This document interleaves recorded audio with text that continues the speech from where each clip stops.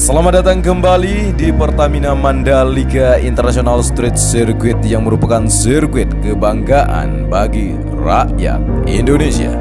Was never easy growing up. About time I read a book to distract myself from this reality. Oh, it's been a couple years, I feel the same. Guess I'll never really learn this fucking game, but I'm here to play it now. I don't wanna cry again, even if I lose a friend. You say you had good intent when you hurt me. You do it all again, that's so loose to me. I don't wanna try anymore. Yeah, I won't show up at your door in the morning. Said that it wasn't planned when you hurt me. You do it all again, that's so loose to me.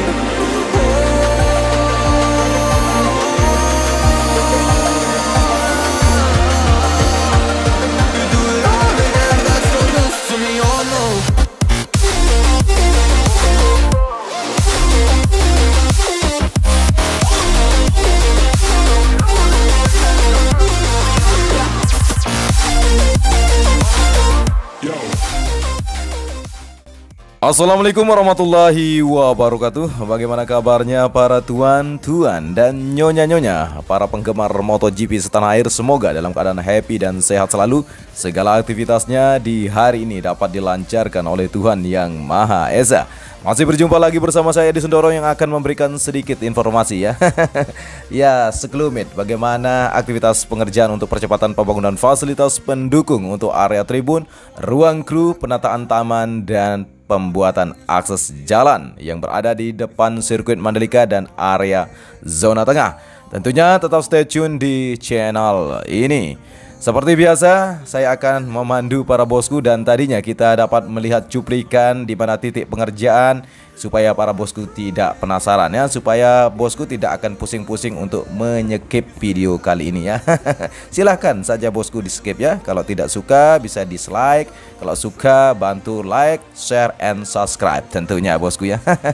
Selanjutnya, seperti biasa kita sudah melintas di bagian area tribun yang persis keberadaannya masih berupa lantai kerja atau terlihat untuk beton yang terhampar bosku, yang nantinya akan dilakukan perakitan untuk tribun premium ya, yang diimport dari Prancis dan Jepang. Selanjutnya kita sudah dapat melihat di bagian area sistem drainase yang terlihat begitu lebar dalam ya, menjadi salah satu akses utama atau bagian drainase induk yang akan menampung bagian air yang jatuh di atas bukit dan nantinya akan dialiri di sistem drainase yang sangat besar menuju area Laguna. Semoga saja sistem drainase ini berfungsi secara sempurna sehingga nanti tidak akan terjadi banjir di bagian area sirkuit Mandalika. Dan tepat sekali kita sudah dapat melihat bagaimana capaian pengerjaan untuk bagian pengerasan badan jalan di depan sirkuit Mandalika yang merupakan jalur provinsi yang terkoneksi dengan badan jalan atau persis di bundaran Sunggung Bil Mandalika ya. Yang kita ketahui bersama sudah diberikan material subis atau LPA di bagian sebelah kiri, yang terlihat agak menghitam di sini bosku merupakan material subis ya, yang berupa pasir dan kerikil yang dicampur lalu dipadatkan. Nanti ketika sudah dilakukan pemerataan dan pemadatan maka akan diberikan cairan frame coat dan seperti biasa akan dilakukan pengaspalan. Itu adalah salah satu metode dasar dalam pembangunan badan jalan yang baru supaya nanti kokoh tentunya bosku ya. Selanjutnya kita sudah berada di area parkir tim dekat sekali dengan area helipad yang kita ketahui bersama sudah dihamparkan material subis atau LPA. Kita tunggu bagaimana progres pengerjaan pengaspalan seperti halnya yang terlihat menghitam di sebelah kanan video kali ini yang sudah dilakukan pengaspalan. Tampak sekali untuk area rumput dekat sekali dengan bagian helipad ya, sudah mulai menghijau ya, yang terlihat terhampar dengan cukup indahnya ya untuk rumput-rumput kita, bukan rumput-rumput tetangga bosku ya. Dan para Sri Kandi Sirkuit Mandalika terus bekerja untuk melakukan penanaman rumput ya. Di sini ibu-ibu bosku ya. Salah satu hal yang menarik juga dalam pembangunan Sirkuit Mandalika, ternyata penduduk lokal sekitar Sirkuit Mandalika digunakan untuk melakukan penanaman rumput dan hal-hal yang sekiranya skill mereka dapat digunakan. Ini merupakan salah satu keadilan ya, karena tidak hanya saudara-saudara kita yang berada di Lombok, saudara-saudara kita yang berada di Jawa, Kalimantan, Sulawesi, Papua sampai dengan Aceh pun ada bekerja di Sirkuit Mandalika. Berarti Sirkuit Mandalika bukan hanya milik orang Lombok tapi untuk rakyat Indonesia. Hanya saja di tanah Pulau Lombok bosku ya, karena Pulau Lombok juga tanahnya Ibu Pertiwi ya. Jangan ada tendensi yang sedikit nyinyir atau ya kesukuan. Hilangkan dulu rasa kesukuan, mari kita bangkitkan rasa nasionalisme kita ya. Untuk mempersatukan anak bangsa yang terlihat sudah mulai agak labil ya bosku ya. Sudah agak sedikit tergoyang-goyang ya. Sehingga kita harus memberikan sebuah narasi optimisme di mana kita harus membangkitkan rasa solidaritas, rasa toleransi, dan tentunya ikatkan diri Anda dengan kebinekaan ya, supaya kita satu bangsa dan satu rasa untuk membangun negeri ini.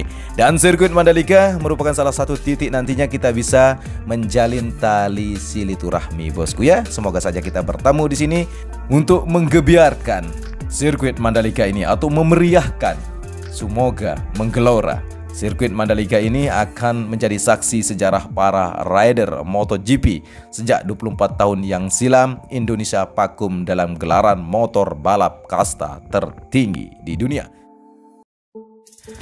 Tepat sekali, kita sudah dapat melihat untuk bagian atap yang sedang dilakukan finishing. Itu merupakan area atau bangunan yang akan digunakan untuk meeting ya, atau bertemunya para rider dan para official dari Dorna Sport sendiri. Sekaligus untuk dapat kita melihat di sini bagian area ruang kru sudah mulai tampak rapi dan terlihat di sini ada box kontainer bosku. Yang dimana ada 3 box kontainer besar di sini yang berwarna putih dan 1 berwarna merah, dimana di dalamnya bosku ya, informasinya merupakan logistik MotoGP, dimana di situ ada motor, terus ada mesin ya, dan beberapa part-part dari MotoGP yang akan melakukan proses latihan bebas atau pre-season di Sirkuit Mandalika.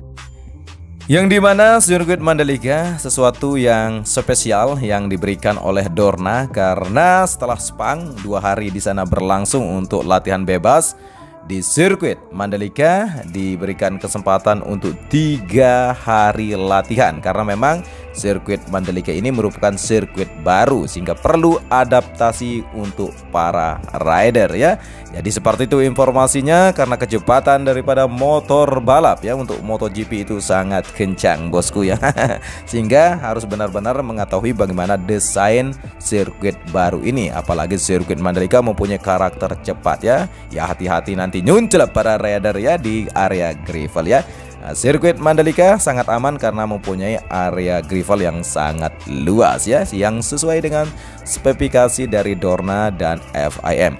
Selain itu kita juga dapat melihat tadi untuk progres pengerjaan untuk bagian area tribun Deluxe Class yang lagi sedikit lagi bosku, yang hanya beberapa meter lagi untuk penempatan daripada atapnya ya.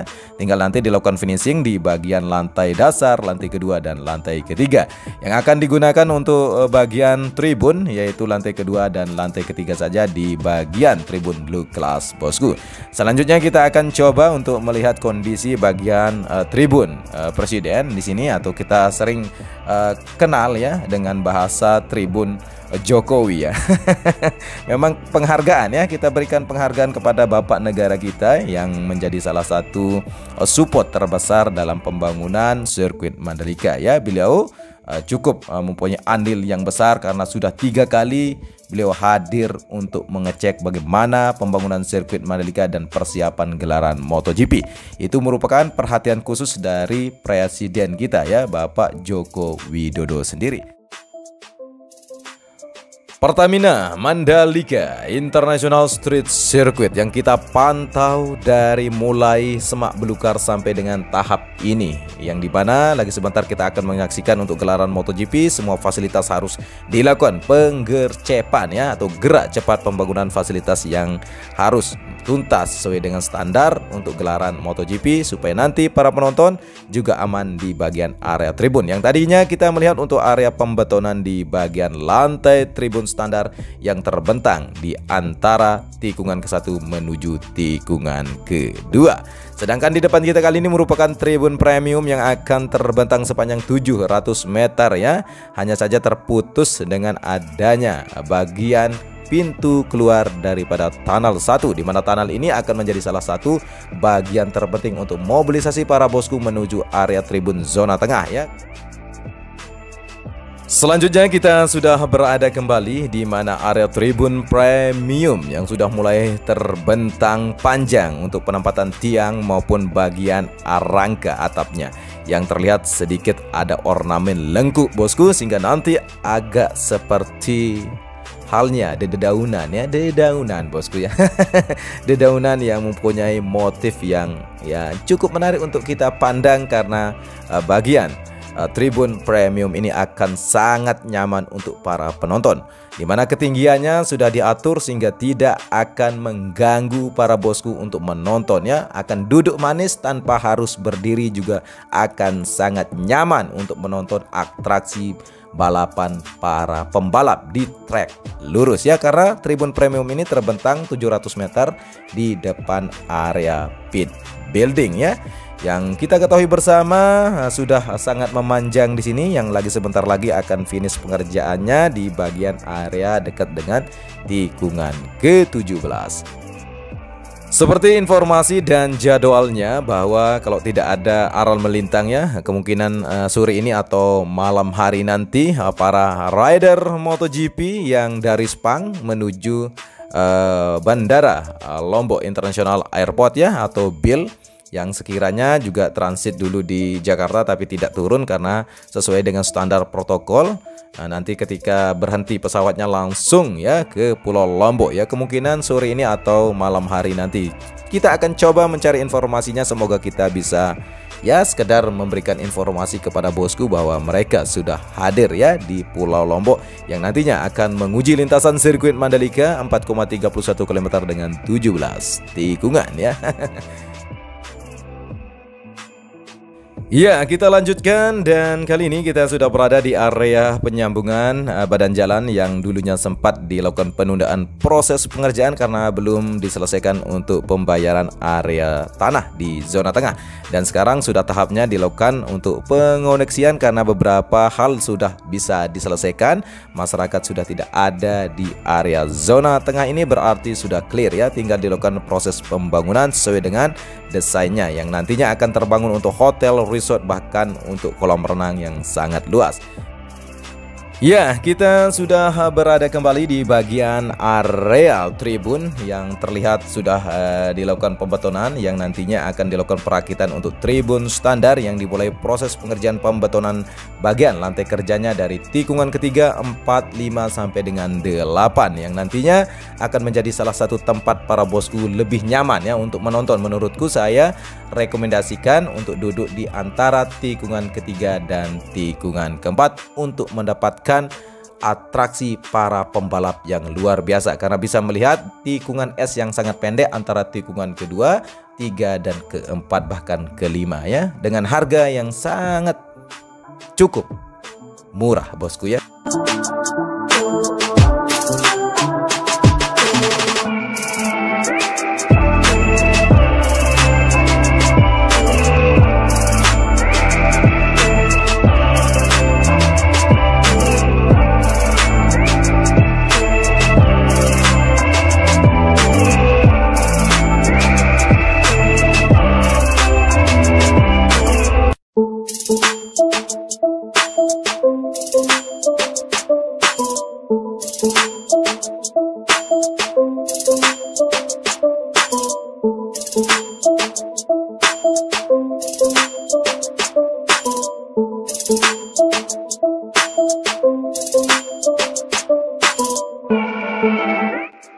Aktivitas kerja pembangunan area tribun standar di bagian sebelah kanan inner lane service route dari tikungan ke-12 di sini sudah mulai dikerjakan. Sudah begitu banyak dam-dam truk membawa material tanah gunung dan mengangkat material tanah yang tidak sesuai dengan spesifikasi yang telah ditetapkan, sehingga nanti bagian tribun dari tikungan ke-12 bosku yang tadi kita lihat sudah mulai diratakan, itu merupakan area tribun yang termurah bosku ya. Harganya merakyat Rp115.000 untuk hari Jumat saja ya. Kalau hari Sabtu kalau tidak salah 300-an ya. Untuk hari Minggu 500 ya, untuk bagian area tribun yang paling murah. Sehingga semua para bosku yang merasa bahwa tidak diakomodir, Presiden Jokowi telah menambah kuotanya ya. Karena itu sebagai kalangan menengah ya, yang kita ketahui bahwa perekonomian juga sedang pusing-pusingnya ya kita untuk mencari duit bosku ya. Semoga saja kita mulai nabung dari sekarang sehingga nanti gelaran MotoGP kita bisa menonton bersama-sama dengan harga yang sesuai dengan kemampuan kita bosku ya. Jangan paksakan diri untuk bergaya bosku ya, supaya tidak merasa sesuatu yang aneh ya pada diri kita. Kita bisa bergaya untuk 2-3 hari tapi ya tidak makan ya, susah kita bosku ya. Selanjutnya di titik akhir untuk review kali ini kita dapat melihat aktivitas pengerjaan untuk area tribun VVIP di bagian Bukit 360 yang sudah mulai dilakukan penimbunan di bagian area pembetonan dasar pondasi area tribun, yang terlihat ada 3 titik yang terbangun di sini bosku ya. Untuk progres pengerjaan begitu banyak terlihat di sini untuk alat ekskavator dan beberapa pekerja yang masih standby karena memang curah hujan terkadang ya sulit diprediksi ya, seperti hati Anda ya, sulit untuk dapat saya mencintai. Ya begitulah bosku gimmick yang saya sampaikan di kesempatan hari ini. Semoga tidak ada yang merasa tersakiti, tersinggung ya, atau tersungging.